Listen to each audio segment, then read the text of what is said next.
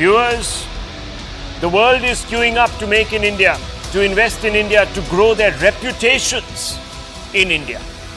Elon Musk, one of the world's richest men, if not the richest, viewers, who was once touted to be China's #1 business ambassador, has also tweeted his excitement about meeting with Prime Minister Narendra Modi soon and drive his iconic Tesla EVs into Bharat.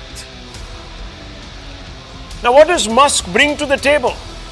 Of course, his most famous, his signature brand is the Tesla, and he will probably be setting up a factory in our country. Tesla already imports components from India. May see India as a bigger sourcing hub than even China, where it of course is established. Tesla factory announcement may coincide with the polls and booster for Modi's business-friendly credentials. Creation of jobs leveraging India's tech expertise. Tamil Nadu, Maharashtra or Gujarat could be possible contenders for a Tesla factory. It is expected that he might pump in $2 billion and an assurance of completing a factory in 2 years. He's also likely to push additional investments for a charging network. Tesla is already producing right-hand cars at a German plant for export to India. Musk is of course not the only one. He might be one of the biggest names, but he's not the only one. He might be one of those names that excites the imagination the most, but he's not the only one. The United Nations, in its annual global report itself, has flagged the attractiveness of India to several other multinationals that till now had put all their eggs virtually in the China basket. Aware of growing geopolitical tumult, China's own fading economic story, India is being seen as a crucial destination of supply chain diversification. But it could easily have also been overlooked. After all, there are other competitive economies that are eyeing the floating pie of economic bounties. But robust growth behind India's rise over the last 10 years has meant that Bharat has emerged as the first choice for a large number of these companies, including men who are ambitious, who are visionaries in their own area of operation, like Elon Musk. Let me walk you through the United Nations report. India is now seen as an alternative manufacturing base. Can you believe it, viewers? This is huge. India is seen as crucial for supply chain diversification. It's no longer a peripheral country. Globalization, tech advancement, and robust growth behind India's rise.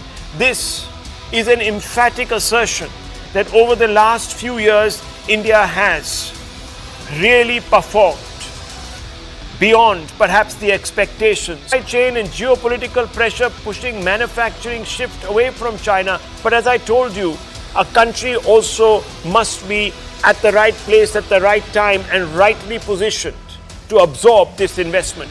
2018 to 2022, American good imports from China dipped 10%, rose 44% from India. As I told you, viewers, India is becoming the world's factory.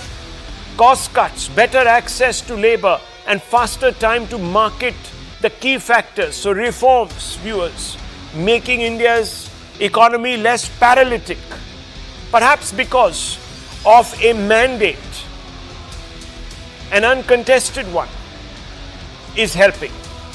India boasts additional benefit of an enormous domestic market.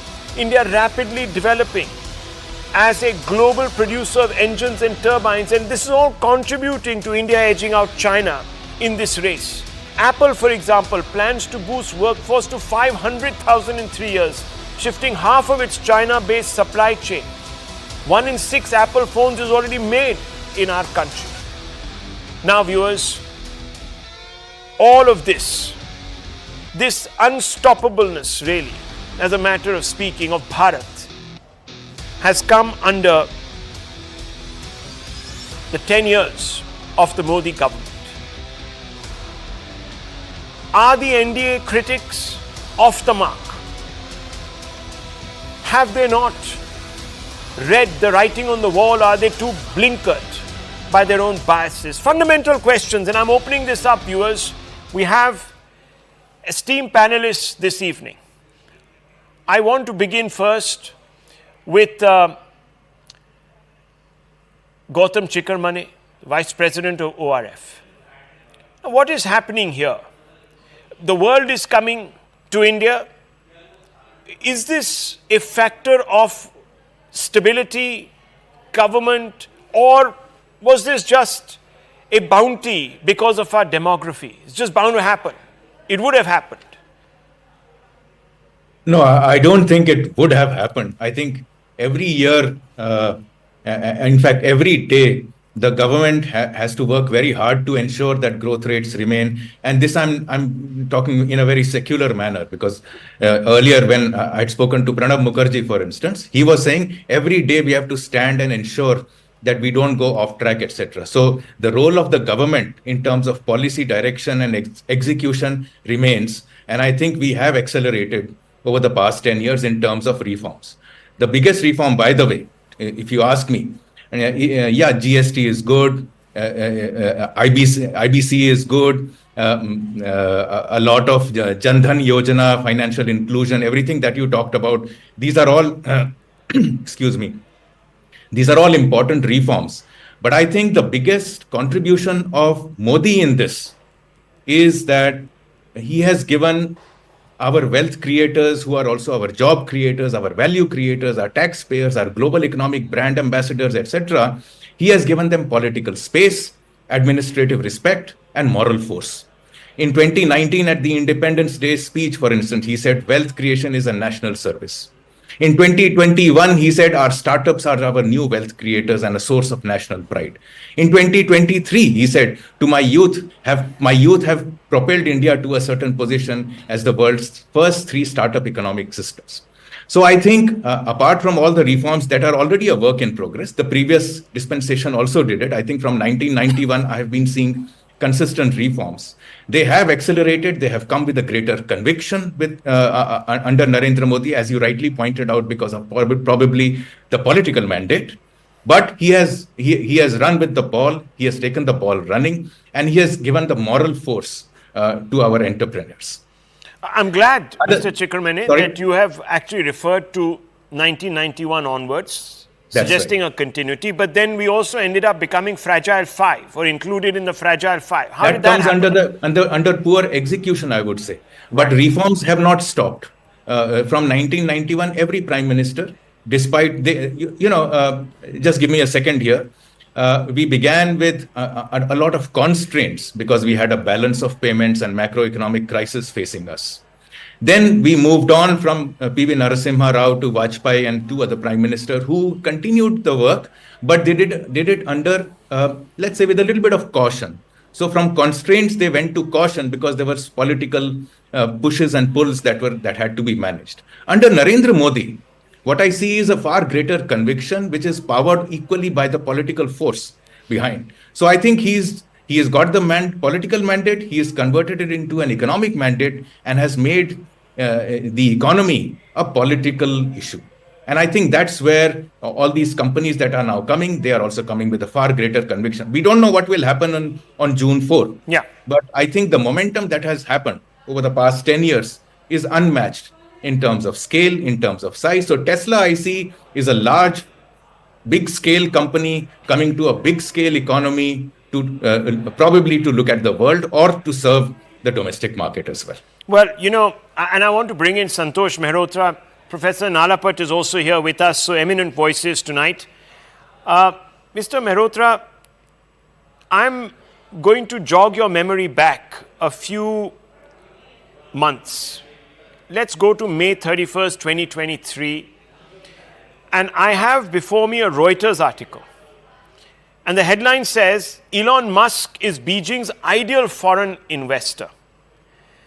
And it goes on to show how Elon Musk believed, and this is his words, not mine, that basically the Chinese and American business, there's an inevitability there as far as their inseparable interests are concerned. His words, not mine. Today, he looks to be de-risking. He is coming to India.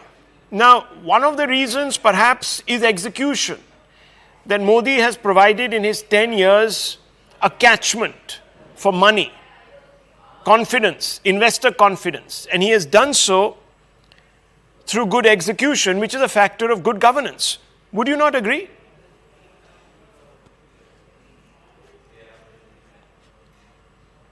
You're on mute, I think. If you just unmute yourself. Thank you. Yes. Forgive me. Yes. Yeah.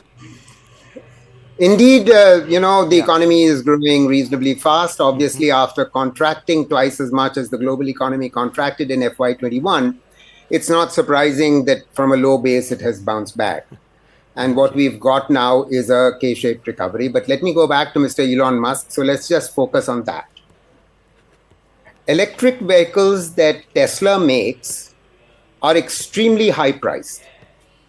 And because they are extremely high priced, that is a very important reason why so far Elon Musk, despite talking about the possibility of coming in and to invest, has actually not set up shop and has not made that call.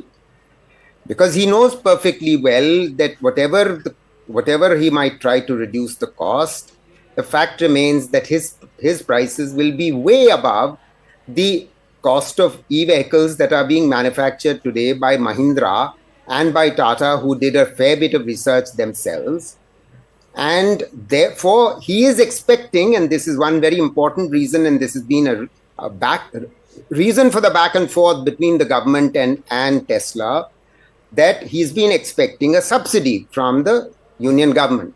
And the government has obviously not been willing to actually grant subsidy in a situation where his car, in any case, is going to be highly priced. And we know that cars is not necessarily something that the government has actually been promoting that much. It's promoting much more two-wheelers.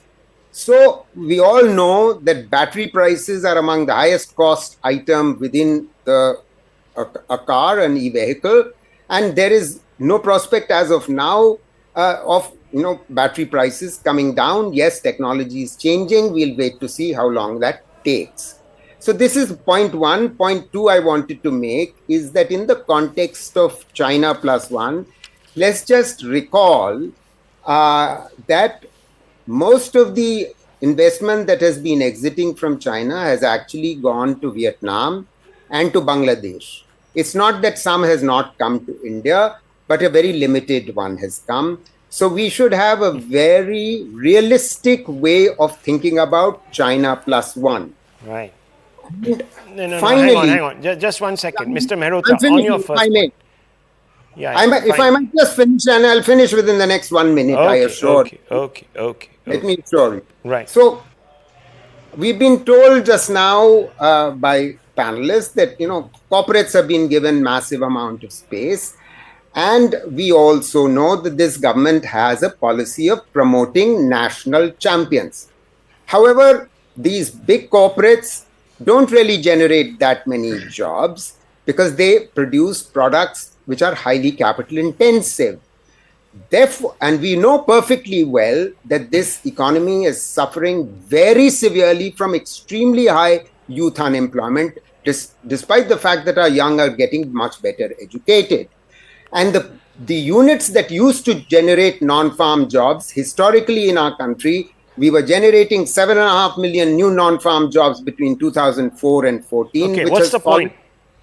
Point is very simple, that MSMEs need to be supported, not national champions. Okay, now 1 second. Now, this is like a bit of filibustering going on. You've spoken for 7 minutes. So let me now bring in Mr. Gautam Chikkarmane to step in. Just 1 second. Look, Mr. Chikkarmane, between 2018 to 2022, American goods imports from China dipped 10%, rose 44% from India. We're talking about one of the biggest economies in the world, if not the biggest, moving, friend-shoring, let's put it like that. And we have Mr. Santosh Mehrotra says Bangladesh is gaining at our expense. That's a fact. If that were the case, why are so many Bangladeshis tripping across the border to live better lives in our country? Anyhow, those are all different arguments. I don't want to go down rhetorical line, but I'm quoting out of their reports. These are not reports sponsored by Modi government, BCG, which is Boston Consulting Group, and the United Nations itself. They are saying India is seen as a crucial hub for supply chain diversification. Is Mr. Mehrotra right here, or are we being too pessimistic as usual? Frankly, Rahul, I have not seen the numbers. So I'm sure Mr. Mehrotra, as an economist, would have done his numbers, and he would be speaking in tune with what the numbers depict. But to me, I think the momentum is increasing. Apple came with a toehold and now is increasing it manyfold. Tesla is coming. Google, Microsoft, others are already here. They are already thinking about widening their investments here, deepening their footprint in this country. So maybe in terms of, if you look at it in terms of where we are headed, the direction to me seems to be that more and more investments are likely to come. Let me explain this a little more. I think Tesla coming to India is not a standalone. Tesla will bring with itself hundreds of other companies riding the coattails of Tesla. Okay. So I think we are going to see a multiple in term. Well, let me just say Tesla would be a lever to bring in more investments out there. More investments. Now, let me tell you, viewers, I cannot agree or disagree with Mr. Since 2020, May 30th. Since 2020, May 30th, viewers, let me give you a bit of a statistic here. After Tesla chief Elon Musk visited China that day, a large number of US top CEOs also landed up in China. Since the country reopened its borders and reversed its zero COVID policy in December. So who are these people? Apple's Tim Cook, JP Morgan's Jamie Dimon, Starbucks Lakshman Narasimhan. Where are they all now, viewers? They're not in China. They're here. So when Mr. Chikkarmane says that Tesla is not a standalone, well, there are others coming in here. Professor Nalapat, a quick one. India gaining at the expense of China. We're edging China out. Why is this happening? Well, Rahul, quite frankly, a lot of people have said that geopolitics is driven by geoeconomics. Yeah. Today, we're in an era where geoeconomics is being driven by geopolitics. It makes no economic sense for Germany, for example, to stop imports of petrol and gas from Russia. They're doing it because of geopolitical reasons. It makes no sense, for example, to have various for China to be a location where factories are leaving, except economics. I quite agree with what the distinguished economist has said, Santosh Mehrotra. Yes, China has been a good platform. But the point is the fault lines in geopolitics are becoming wider and wider. Tesla is an advanced product. It's got a tremendous amount of advanced equipment in it that are capable of dual uses, that are capable of snooping. And if you make a Tesla car in China, you're going to be a situation where, except for Iran, Russia, Pakistan, and a few other countries, nobody else is going to buy it in a few days. Elon Musk is a hard-headed businessman. He knows that. He knows the geopolitical reality of today. And that's why I'm saying, with all due respect to economics, it's geopolitics that's driving the ship first. Secondly, let's take Prime Minister Modi. He joined the Quad. He signed the 4 foundation agreements between the US and India in matters of defense. Yes. He has multiplied the defense and strategic engagement of the United States, and he has multiplied the intelligence cooperation with the United States. Now, do you think, at the same time, he has said, yes, what Deng Xiaoping said, to get rich is glorious. He has said it's not a crime to get rich. Yeah. Compare that with what Rahul Gandhi is saying, that he's going to soak the rich, tax the rich. Make sure. Now, the point is, if I want to not just tax them, transfer their incomes. Why would I want to invest in a country where, if I am successful, right, I'll be taxed more heavily? Yeah. So I can only say your wealth is transferred. Is driving geoeconomics, and Modi has understood that. Right. I think there is some logic because this business of transferring wealth, well, some Latin American and South American countries tried it and look what happened to them. Venezuela is a case.